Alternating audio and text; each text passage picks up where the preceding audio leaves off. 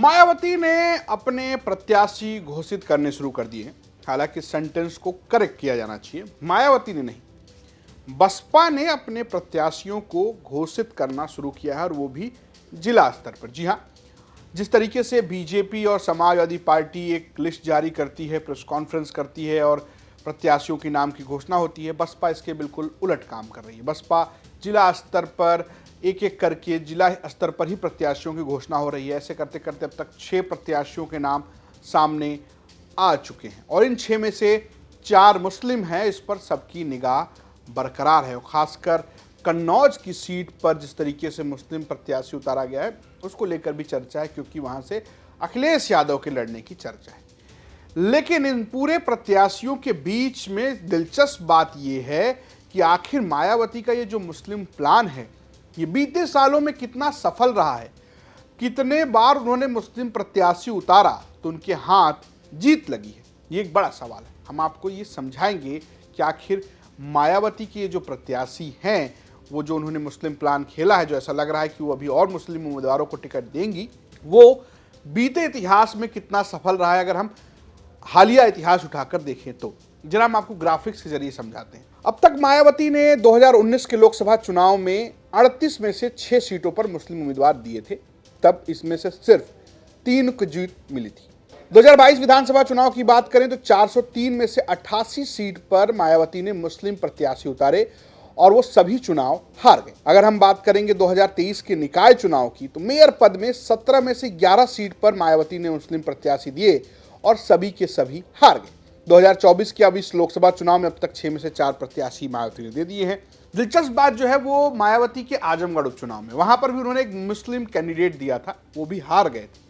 लेकिन उस हार का जो नुकसान हुआ वो बीजेपी को नहीं बल्कि समाजवादी पार्टी को हुआ। कैसे हुआ वो भी हम आपको समझाते हैं। दरअसल मायावती ने आजमगढ़ के उपचुनाव में गुड्डू जमाली को मैदान जंग में उतारा, और गुड्डू जमाली को मिले 2,66,000 वोट, जबकि सपा के धर्मेंद्र यादव 8,000 वोटों से ये चुनाव हार गए। और माना यह गया कि मायावती ने जिस तरीके से मुस्लिम वोटों में सेंधमारी की, वही बड़ी वजह रही कि मायावती के सामने अखिलेश यादव का दाव आजमगढ़ में फेल हो गया, और एक बार फिर मायावती इसी कदम पर नजर आए। लेकिन अगर आप देखेंगे हालिया इतिहास, तो मायावती कहीं जीतती नजर नहीं आ रही। अगर आप 2019 से देखेंगे तो उनके 3, तब वो अखिलेश यादव के साथ गठबंधन में थी। आपको ध्यान देना होगा कि तब मायावती और अखिलेश यादव एक गठबंधन में थे, और तब महागठबंधन था। जब से वो गठबंधन से अलग हुई हैं, वो किसी भी बड़े चुनाव में मुस्लिम उम्मीदवार नहीं जीता पाई हैं। ये तो बहुत दिलचस्प बात है। हालांकि वो टिकट देने में वो कोई भी कोताही नहीं बरत रहे हैं, इसको लेकर कई सारे सवाल खड़े हो रहे हैं। हालांकि बसपा का कहना है कि वो जहां भी जरूरत है वहां पर अपने हिसाब से प्रत्याशी उतार रही है। लेकिन क्या समाजवादी पार्टी भी मुसलमानों को टिकट दे रही है? ऐसा नहीं। अब तक समाजवादी पार्टी ने 3 लिस्ट जारी की है, और इन 3 लिस्टों में अगर आप ध्यान से देखेंगे तो लगभग 30 नाम सामने आए हैं, क्योंकि एक सीट पर मामला कैंसिल हो गया, क्योंकि बनारस जो है वो कांग्रेस के खाते में चली गई, और बदायूं में उन्होंने धर्मेंद्र यादव का नाम काट के शिवपाल यादव को टिकट दिया। लेकिन इन 30 में से सिर्फ 3 मुस्लिम हैं।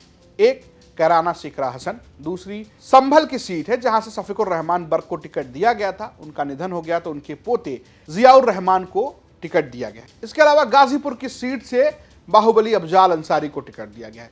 तो अखिलेश यादव उस तरीके से टिकट नहीं बांट रहे हैं मुसलमानों को जिस तरीके से मायावती बांट रही। मायावती अब तक 6 में से 4 मुसलमानों को टिकट दे चुकी हैं, जबकि अखिलेश यादव 30 में से सिर्फ 3 मुसलमानों को टिकट दिया है। तो बड़ी दिलचस्प बात है कि आखिर मुसलमान किसका साथ देंगे? क्या बसपा का साथ देंगे, या समाजवादी पार्टी का साथ देंगे, या भारतीय जनता पार्टी का साथ देंगे? ये भी एक बड़ा सवाल है।